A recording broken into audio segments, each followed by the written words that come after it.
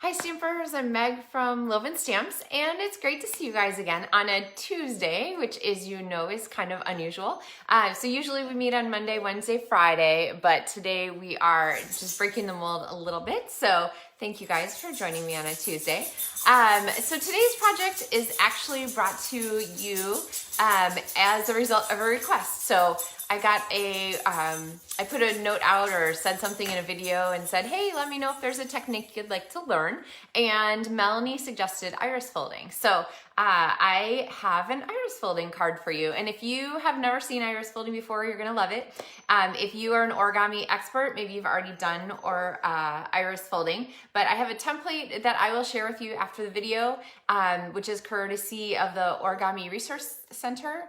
And if you just can't wait, I linked the name of that website in the video description, so you can check that out. And the stamps that we're going to use is Sweet Farewell, which is a kind of fun one.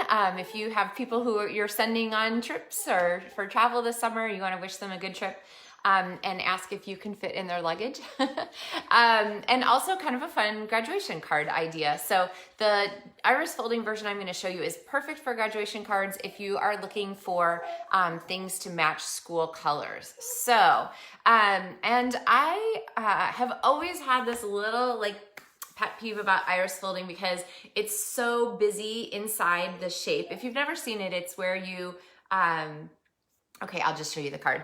It's where you use little strips of paper to create like an iris kind of shape, like an iris of a camera or iris of your eye. So the paper all kind of weaves into the center like that. And I always felt like it's really pretty and cool in the middle, but the outside is always so plain. So we have these fabulous things called stitched rectangle dies. You can see mine are in mid-progress here.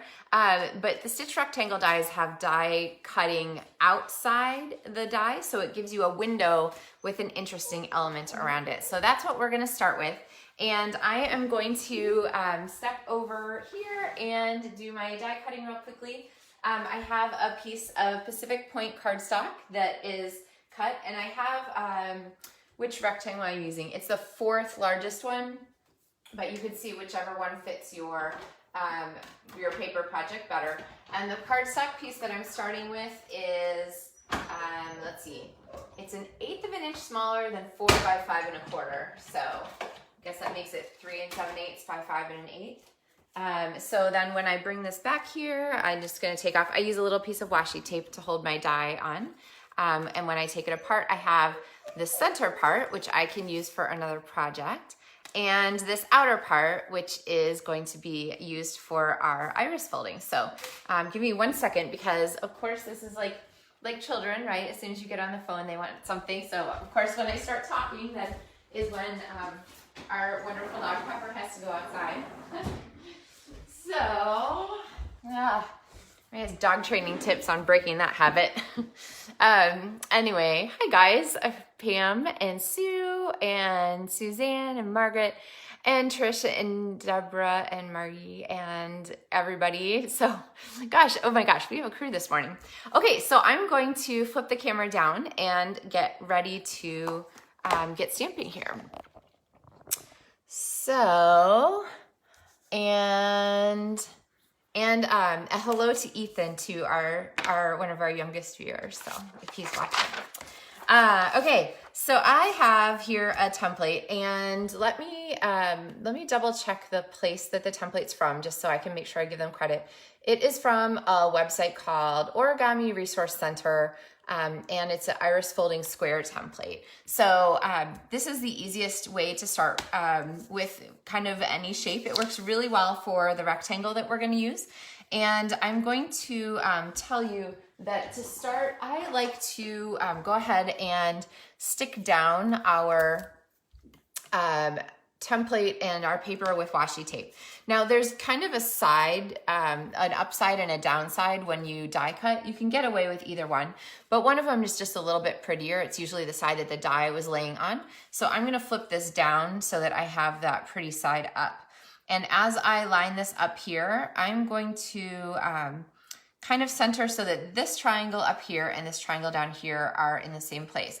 And you can kind of see, you can make your own templates for iris folding. this just really kind of simplifies using using a template that's already kind of designed. And you can get heart templates or kind of all kinds of things. There are really a zillion different choices. So let's see. Okay. So we have our piece here. Now the next thing to do is to cut yourself strips of Designer Series paper or something like that. Now traditional iris folding actually uses a wider piece. So you'd use like an inch wide strip and then fold it in half. But the Designer Series papers that Stampin' Up! Carries are really high quality, and I don't find that I need to fold the paper necessarily to get a really nice, pretty, sharp edge. So I just use half the thing, which also makes the paper a little bit, makes the finished project a little bit less layered, I guess, less thick. And you can use anything for this, but the papers that I'm finding perfect for it are the patterns. These are the Designer Series Paper Series that come in all of the different color families. So these happen to be the brights. And in the video description in the supply list, I actually linked all of the families. So there's 6 color families, right? Because there's the 4 main ones, the brights, the subtles, the bolds, the regal, or brights, subtles, regals, and neutrals, and then there's the 2 in color packs. So if you were doing a graduation card, you just pick, you know, orange and blue for U of I, or orange and black for Urbana, or whatever your school colors are, and cut strips about 1/2 inch wide for this template. So, all right. Then I am going to go ahead and start sticking stuff down. Now my favorite tool for this is multi-purpose liquid glue and a little pair of paper snips, because what we're gonna do is just kind of start, and it can get a little confusing about like where you're going. So I actually like to start by setting my papers at the corners in the order that I'm gonna use them. Okay, so I'm going to kind of work around sort of in rainbow order here. And this one I'm gonna flip this way, and this one I'm gonna flip this way. So now I have 4 colors and 4 patterns. The greens, the granny apples are gonna go on this side, the Pacific points here, etc., etc. Okay, so wherever you start, go ahead and you're gonna think about just putting glue on so that wherever your paper is contacting, it is going to be on there. And I'm gonna kind of hold this down and then snip the end. All right, and I'm gonna start kind of kitty corner and then go back. There's really no like wrong way to do this. You can do whatever works for you. So if you wanna do kind of a different order or things, feel free.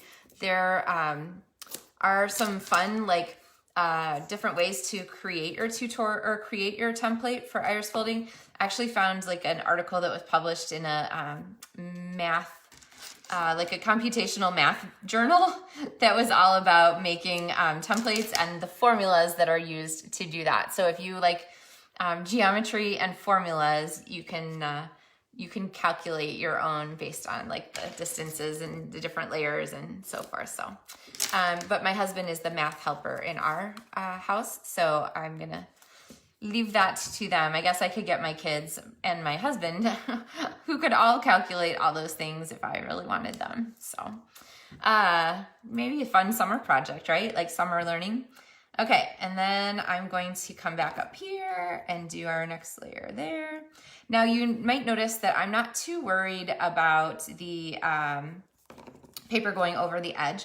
We're gonna go back at the end and we're gonna trim that. And I'm gonna show you a trick too about your center image for this. So we're gonna end up with like a recessed area in the middle, which is where our fun camera from the Sweet Farewell set is gonna go. But sometimes it ends up a little bit sunken, and I'm not a super fan of how that works. So I'm gonna show you a trick for adding that image when we get there too. All right. So we're moving along here. As you go, you don't want to get so carried away that you forget that you're going to stop early, because you need to leave a spot for your image. So try not to keep talking. I was driving someplace recently with a friend, and I start talking, and then I absolutely forget where I'm going, that I need to like think about stopping or turning or doing whatever. So it was kind of funny. So iris folding is a little like that. Gotta pay attention to what you're doing so you don't get lost. All right. And we're gonna add some on there. So I'm kind of jumping around a little bit, but we're keeping our same layering order going. All right, oh, I might need one more of those greens. Let's see, okay, we have 1, 2, 3, 4 green, 3, 3, 3. So we're gonna go back, the yellow goes on before. Now, if you get to this point and you're looking at this and thinking, wait, how do you, Meg, how do you know whether you're supposed to put the blue or the yellow on first? You will want to look at the lines that are traced through the center of your iris folding. So you can see right here that this line goes across there and the blue one stops. So if I put the blue on first, that yellow is not gonna line up correctly. So, like I said, just kind of pay attention as you go along and the template will help you. Some iris folding templates have little like AB lines on them that also make it simple to kind of follow along. So, and you're gonna use, for a rectangle, you're gonna use kind of an uneven number of your 2 strip colors. So what I wanna do is I wanna get to this square in the center. So I'm gonna need one more of the yellow and one more of the granny apple green. So this is kind of a fun card too. You can really adjust it for any kind of color occasion that you want. And I'm gonna do a quick trim and get myself another one of each of these strips. And there we go. All right.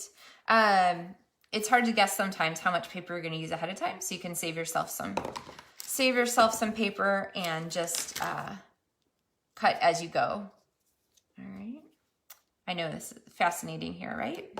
It's just fun to kind of watch it come together. And actually the best part is when you flip it to the front side and then you get the whole effect. So let's do this here. Okay, so now I'm gonna pop off the washi tape, and you can save your template and use it as many times as you like.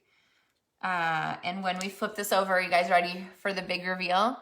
Then there is our iris fold, okay, with our kind of pretty square in the center. So I'm gonna set this aside, and I'm gonna come back and bring this together. I think I'm gonna put these at the bottom. Now here's where you see those edge pieces showing. So you wanna go back and trim those. So any place where those show. And I find it safest to trim from the front side. If you trim on the back, it's really easy to cut into your frame layer, and you don't wanna do that. So I trim from this side, and I hold my scissors, here you can kind of see better this way. I hold my scissors at an angle. So they're not straight on like this. They're really highly angled so that I can kind of trim underneath that front without cutting the frame out.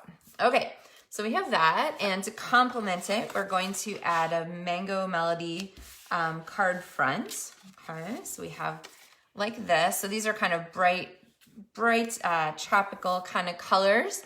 And then I like this, but I've really been a fan lately of adding a tiny little bit of matte. So I'm gonna pop this underneath, and you can see how that granny apple green sets off between the 2 colors on the frame and the card background and brings out this Designer Series paper here. So, all right, this I can go ahead and stick down, but we have some layering to do, and I'm gonna show you that trick for the focal point on the front of our card before we stick this down. So we have here, now I'm gonna need a piece of basic white cardstock, and you'll wanna check and make sure that it is wide enough, which I just exactly barely made it wide enough, so hopefully that'll work okay for us.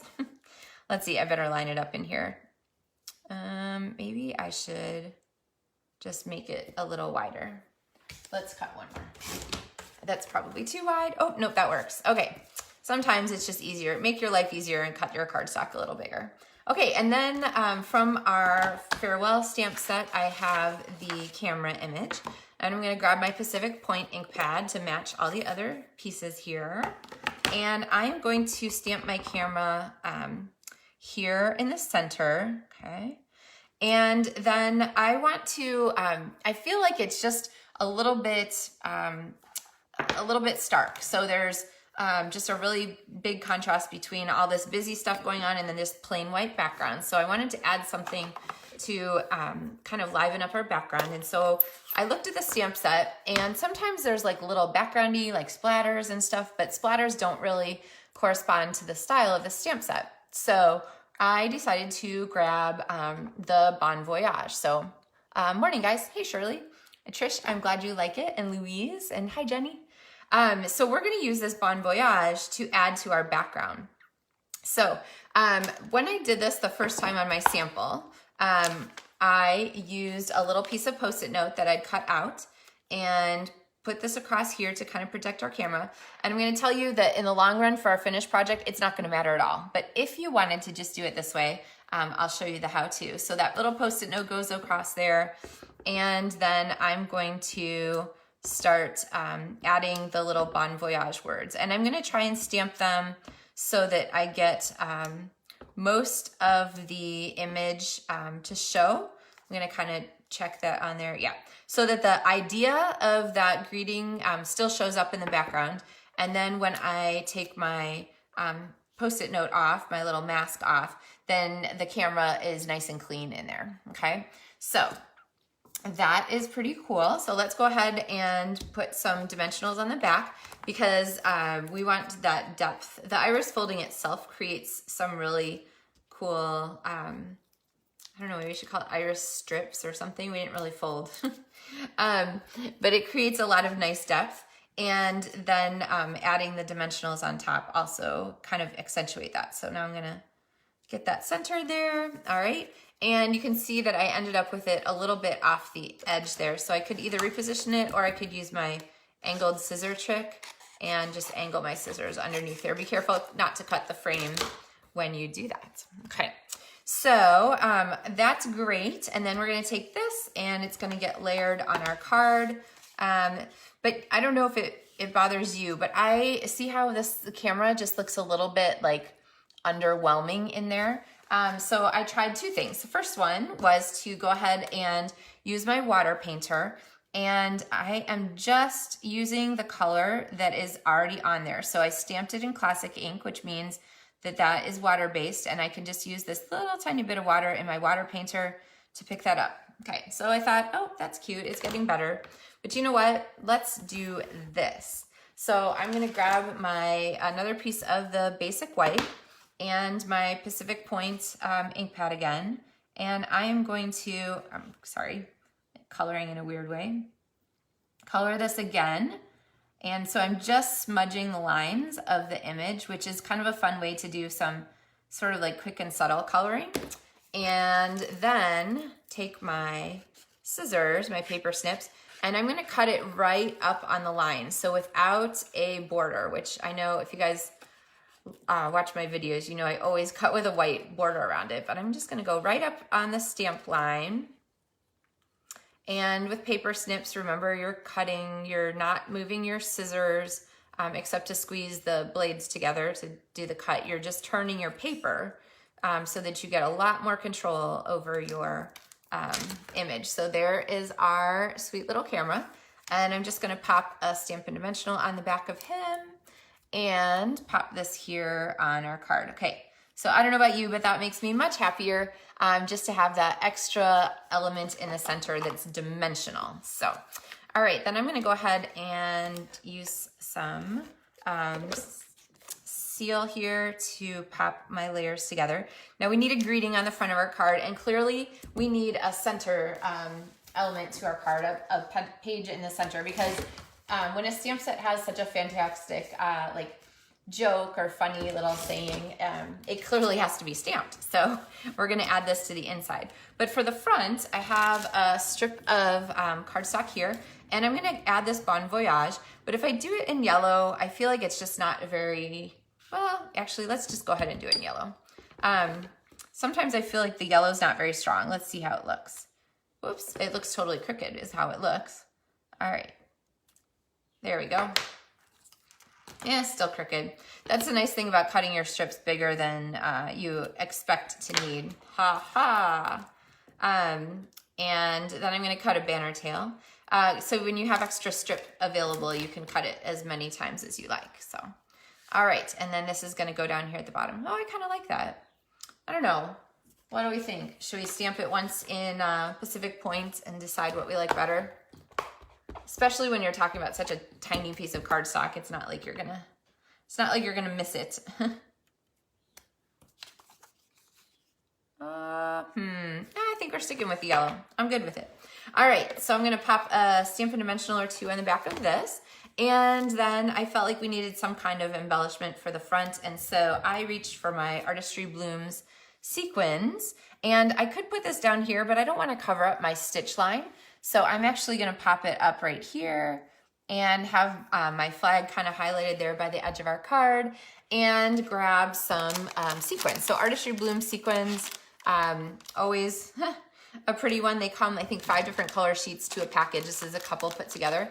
And this is an idea for you on storage. When you have a package like this that doesn't really go back together, I use the Stampin' Up! Clear envelopes.